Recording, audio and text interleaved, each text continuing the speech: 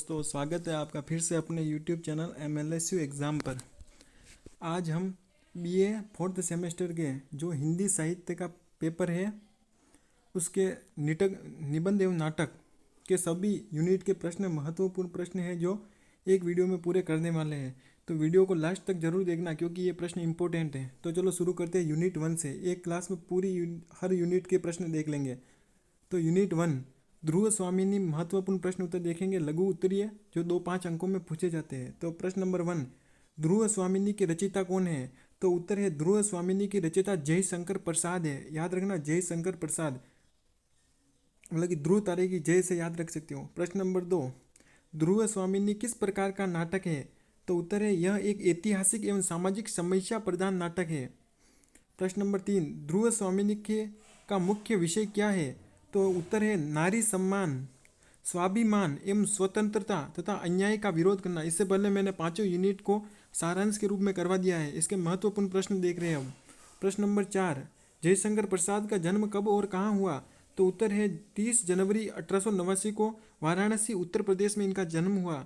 प्रश्न नंबर 5, जयशंकर प्रसाद किस युग के प्रमुख साहित्यकार थे?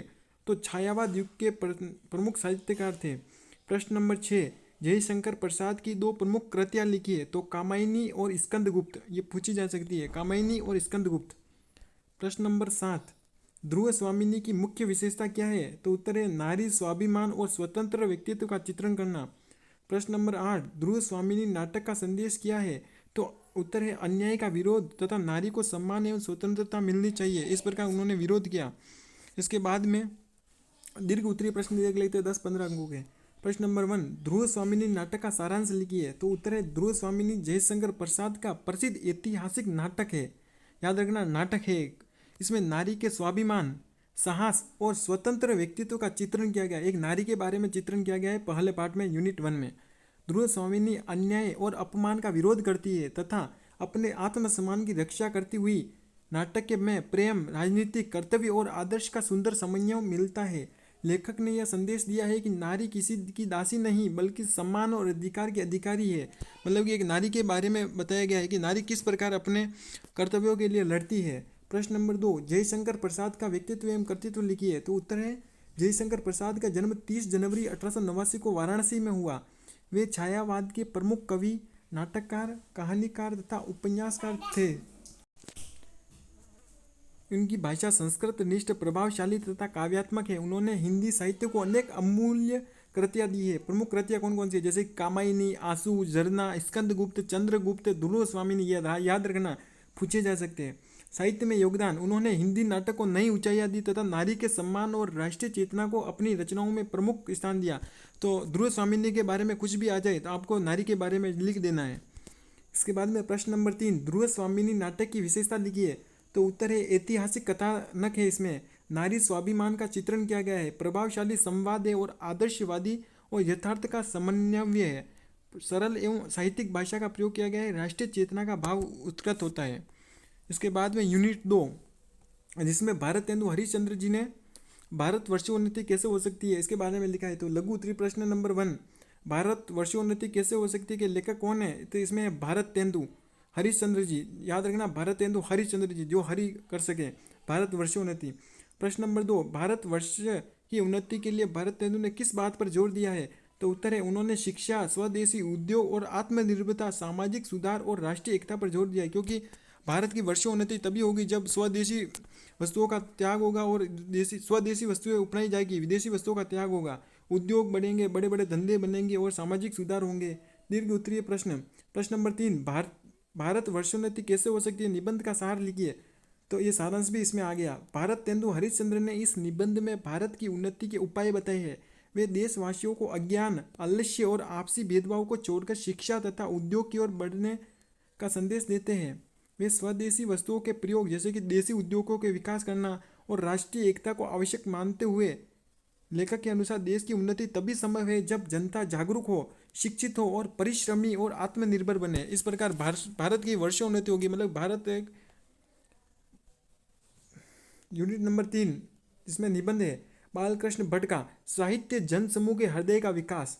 प्रश्न नंबर 4 है साहित्य जनसमूह के हृदय का विकास के लेखक कौन है? तो इनके नाम याद रखना, बालकृष्ण भट्ट, इसके लेखक है बालकृष्ण भट्ट। प्रश्न नंबर 5 साहित्य का मुख्य उद्देश्य क्या है? तो उत्तर है साहित्य का मुख्य उद्देश्य मनुष्य के हृदय और भावनाओं को विकास करके उसे संवेदनशील एवं मानवीय बनाता है। हृदय मतलब कि साहित्य की जो विधाएं आप पढ़ोगे या कुछ दोहे पढ़ोगे तो उससे आपके मन हृदय में अलग ही कुछ ऊर्जा मिलेगी। प्रश्न नंबर 6 साहित्य जनसमूह के हृदय का विकास है की व्याख्या कीजिए। तो उत्तर है बालकृष्ण भट्ट के अनुसार साहित्य केवल मनोरंजन का साधन नहीं है, साहित्य मनुष्य के विचारों, भावनाओं और संवेदनाओं का विकसित करता है। वह व्यक्ति को समाज और मानवता से जोड़ता है। श्रेष्ठ साहित्य मनुष्य में प्रेम, करुणा, सहानुभूति और नैतिक चेतना उत्पन्न करता है। इस प्रकार साहित्य जनसमूह के हृदय का विकास करता है। याद रखना, जनसमूह के हृदय का विकास करता है साहित्य। साहित्य के दोहे आपको अलग ही ऊर्जा देंगे। Unit number 3 second Mahavir Prasad Dwivedi Ramayan. तो महावीर प्रसाद द्विवेदी के निबंध रामायण का मुख्य विषय क्या है? तो उत्तर है इसका मुख्य विषय रामायण की महत्ता, उसके आदर्शों और समाज पर उसके प्रभाव को स्पष्ट करता है। किस प्रकार भगवान राम ने अपने माता पिता भाई हर समाज का अपने लगी उनका सम्मान किया था। प्रश्न नंबर 8 रामायण निबंध की प्रमुख विशेषताएं लिखिए। तो उत्तर रामायण की महत्ता का वर्णन किया गया है, आदर्श चरित्रों का चित्रण किया गया है, नैतिक एवं सामाजिक मूल्यों पर बल दिया गया है, तर्कपूर्ण विवेचन किया गया है, सरल और स्पष्ट भाषा भारतीय संस्कृति की अभिव्यक्ति की गई है। किस प्रकार भगवान राम ने हर प्रकार के जात को सम्मान दिया था। यूनिट नंबर 3 सरदार पूर्ण सिंह के बारे में बताया गया है, आचरण की सभ्यता। किस प्रकार का आचरण होना चाहिए एक व्यक्ति के अंदर। प्रश्न नंबर 1 आचरण की सभ्यता के लेखक कौन है? तो उत्तर है इसके लेखक है सरदार पूर्ण सिंह। जो व्यक्ति आचरण का होगा वो पूर्ण हो जाएगा, याद रख लेना, सरदार पूर्ण सिंह। प्रश्न नंबर 2 सभ्यता का वास्तविक आधार क्या है? तो उत्तर है सभ्यता का वास्तविक आधार मनुष्य का श्रेष्ठ आचरण, सद्भावना और नैतिकता है। प्रश्न नंबर 3 आचरण की सभ्यता का सार लिखिए। उत्तर है सरदार पूर्ण सिंह के अनुसार वास्तविक सभ्यता बाहरी दिखावे, धन या भौतिक साधनों में नहीं बल्कि मनुष्य के आचरण और व्यवहार में होनी चाहिए। मनुष्य ऊपर से अच्छा नहीं दिखे न दिखे, पर मनुष्य के अंदर हृदय जो मनुष्य आचरण और व्यवहार अच्छा होना चाहिए। मनुष्य के विचार तभी सार्थक है जब उनका प्रभाव उसके व्यवहार में दिखाई दे, न कि बाहर से अच्छे होने से कोई फायदा नहीं। प्रेम, दया, त्याग, सहानुभूति और सेवा श्रेष्ठ आचरण के आधार है। लेखक ने बाहरी सभ्यता की अपेक्षा आंतरिक व नैतिक सभ्यता को अधिक महत्वपूर्ण माना है। आचार्य रामचंद्र शुक्ल जी द्वारा करुणा भी लिखी गई है, यूनिट 3 में ही है।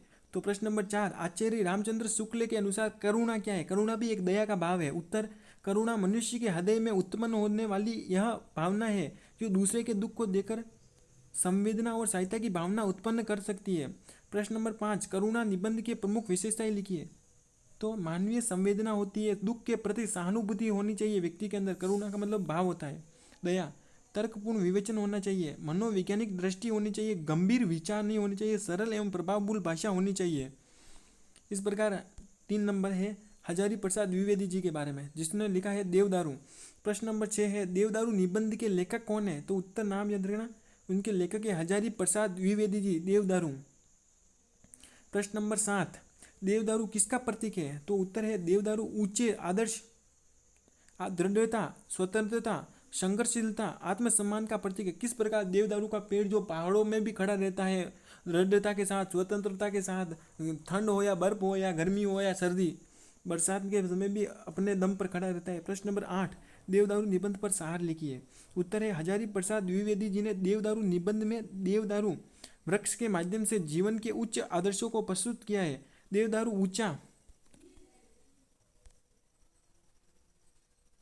ऊंचा, विशाल, दृढ़ और आकर्षक वृक्ष है। वह कठिन परिस्थितियों में भी मजबूती से खड़ा रहता है। लेखक ने उसके माध्यम से मनुष्य को दृढ़, स्वतंत्र और संघर्षशील और आदर्शों वाला जीवन जीने की प्रेरणा दी है। मतलब कि देवदारू जो पेड़ है उसकी तुलना मनुष्य से की है। जिस प्रकार देवदारू पेड़ खड़ा रहता है उसी प्रकार मनुष्य को भी अपने कठिन समय में तत्पर खड़ा रहना चाहिए, मतलब कि कठोरता से लड़ना चाहिए। देवदारू वृक्ष की विशेषताएं लिखी है।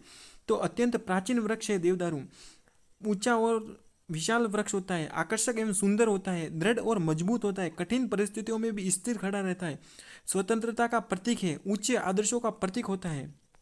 इसके बाद में यूनिट 4 निबंध बाबू गुलाब राय भारतीय संस्कृति के बारे में लिखा है। तो प्रश्न नंबर 1 भारतीय संस्कृति की प्रमुख विशेषताएं लिखिए। भारत में कौन कौन सी संस्कृति किस प्रकार की विशेषताएं है?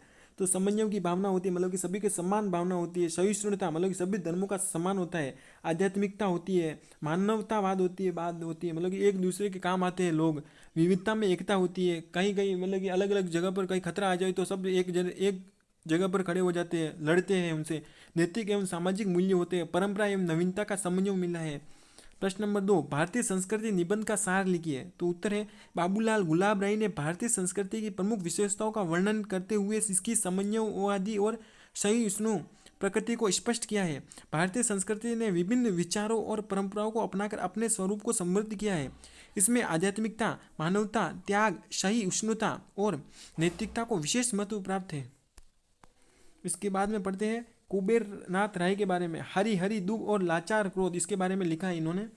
तो प्रश्न नंबर 3, हरी हरी दूब। दूब का मतलब आप समझते हो कहीं ग्रहण में काम आते वाली घास, जो कहीं चंद्र ग्रहण सूर्य ग्रहण में समय लगाया जाता है घर पर, जिससे सूतक के समय। हरी हरी दूब और लाचार क्रोध के लेखक कौन है? तो इसका नाम याद रखना, कुबेर नाथ जी।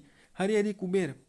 प्रश्न नंबर 4, निबंध की प्रमुख विशेषताएं लिखिए। तो निबंध किस प्रकार? प्रकृति प्रेम में इस निबंध में क्या क्या दिया हुआ है? तो प्रकृति प्रेम के बारे में बताया गया है, क्योंकि दूब एक प्रकृति की चीज है। मानवीय संवेदना है, भावनात्मकता है, सांस्कृतिकता है, प्रकृति और मनुष्य का संबंध है, प्रभावशाली भाषा है और चिंतनशीलता है। प्रश्न नंबर 5, हरी हरी दूब और लाचार क्रोध का सार लिखिए। तो उत्तर है इस निबंध में प्रकृति के माध्यम से मनुष्य की भावनाओं और जीवन के विभिन्न पक्षों को व्यक्त किया गया है। हरी दूब जीवन, सहजता और प्रकृति की सुंदरता का प्रतीक मानती है, जबकि लाचार क्रोध मनुष्य की आंतरिक और विविधता को व्यक्त करता है। लेखक ने प्रकृति और मानवीय भावनाओं के बीच सुंदर संबंध स्थापित किया है। इसका पूरा सारांश मैंने पिछले वीडियो में दे चुका हूँ। यूनिट 4 के ही रामविलास शर्मा, जिसने लिखी है तुलसीदास के सामाजिक मूल्य।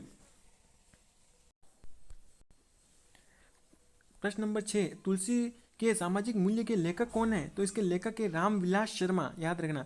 प्रश्न नंबर 7, तुलसीदास के सामाजिक मूल्यों में किन बातों की प्रमुखता मिली है? तो उत्तर है लोक मंगल, नैतिकता, मर्यादा, कर्तव्य, आदर्श जीवन और सामाजिक समसरता को प्रमुखता मिली है। इसका 8 नंबर प्रश्न है तुलसी के सामाजिक मूल्य की व्याख्या कीजिए। तो उत्तर है रामविलास शर्मा ने तुलसीदास के साहित्य में उपस्थित सामाजिक मूल्यों को स्पष्ट किया है। तुलसी के साहित्य में लोक मंगल, मर्यादा, कर्तव्य, नैतिकता और आदर्श जीवन की भावना दिखाई देती है। राम का चरित्र आदर्श आचरण और मर्यादा का प्रतीक है। तुलसी साहित्य समाज को नैतिक और मानवीय मूल्यों की ओर प्रेरित करता है। मतलब कि तुलसीदास जी ने रामायण के बारे में लिखा है, जो तुलसीदास जी ने रामचरितमानस लिखा था। यूनिट 5, नाटक एवं निबंध का इतिहास किस प्रकार है? तो प्रश्न है नाटक का अर्थ तत्व लिखिए। तो नाटक, उत्तर नाटक वह साहित्य विधा है जिसमें कथा होती है, पात्र होता है और संवाद होता है। घटनाओं को अभिनय के माध्यम से प्रस्तुत किया जाता है, मतलब कि मंच पर प्रस्तुत किया जाता है। तो नाटक के प्रमुख तत्व है कथा वस्तु होनी चाहिए, पात्र एवं चरित्र चित्रण होना चाहिए, संवाद यानी एक दूसरे के साथ वाद विवाद होना चाहिए, देश काल और वातावरण होना चाहिए, भाषा शैली सरल और सहज होनी चाहिए, उद्देश्य पूर्ण होना चाहिए और अभिनय और रंग मंचिता होनी चाहिए। प्रश्न नंबर 2, हिंदी नाटक के उद्भव और विकास पर प्रकाश डालिए। उत्तर, हिंदी नाटक का विकास को मुख्यतः निम्न युगों में समझा जा सकता है, जैसे कि भारत तेंदु युग। हिंदी नाटक के आधुनिक विकास का प्रारंभ युग कहा जाता है भारत तेंदु युग। 2 नंबर, प्रसाद युग। ऐतिहासिक एवं साहित्यिक नाटक का उत्कर्ष हुआ था इस समय। प्रश्न 3 पॉइंट नंबर, प्रसादोत्तर युग। सामाजिक समस्या प्रधान और प्रयोगशाली नाटकों का विकास हुआ इस समय। स्वतंत्रता युग। आधुनिक जीवन में स्वतंत्र है, इसलिए सामाजिक समस्या और नए रंग के प्रयोगों को महत्व दिया गया है। इस प्रकार निबंध। बी, प्रश्न नंबर 3, निबंध का अर्थ एवं प्रकार लिखिए। उत्तर है निबंध वह गद्य रचना है जिसमें लेखक किसी विषय पर अपने विचार, भावनाएं और अनुभव व्यवस्थित एवं प्रभावपूर्ण ढंग से प्रस्तुत करता है। निबंध के बारे में आपने पहले भी पढ़ चुका होगा कि निबंध किस प्रकार लिखा जाता है, उसकी भूमिका लिखी जाती है, उसके बारे में मुख्य वर्णन किया जाता है। निबंध के प्रकार, वर्णनात्मक निबंध होता है, विवरणात्मक होता है, विचारात्मक होता है, भावनात्मक भाव से उत्पन्न होता है, विचार से उत्पन्न होता है, विवरण के बारे में लिखा जाता है। आलोचनात्मक, दो चीज़ों की आलोचना के बारे में भी निबंध लिखा जाता है। व्यंग्यात्मक होता है। इसके बाद में प्रश्न नंबर 4, हिंदी निबंध के उद्भव एवं विकास पर प्रकाश डालिए। उत्तर, हिंदी निबंध के आधुनिक विकास में भारत तेंदु युग का विशेष महत्व है। इसके बाद शुक्ल पूर्व युग, शुक्ल युग, शुक्लोत्तर युग हिंदी निबंध का निरंतर विकास है। शुक्ल पूर्व युग किसे कहते हैं? जैसे कि भारत तेंदु हरिश्चंद्र के समय का युग कहलाता है। बालकृष्ण भट्ट थे उस समय, प्रताप नारायण मिश्र थे। 2, शुक्ल युग, आचार्य रामचंद्र शुक्ल विचारात्मक आलोचनात्मक निबंधों का विकास हुआ उस समय। शुक्लोत्तर युग कौन सा है? हजारी प्रसाद द्विवेदी जी का समय शुक्लोत्तर युग के समय आता है। रामविलास शर्मा का युग है, बाबूलाल गुलाब राय का है, कुबेर नाथ जी का है, शुक्लोत्तर युग कहा जाता है। इस प्रकार इस पांचों यूनिट के महत्वपूर्ण प्रश्न हमने पूरे कर लिए हैं। वीडियो अच्छा लगा हो तो चैनल को सब्सक्राइब जरूर करें, वीडियो को लाइक शेयर जरूर करें। धन्यवाद, मिलेंगे नेक्स्ट यूनिट में।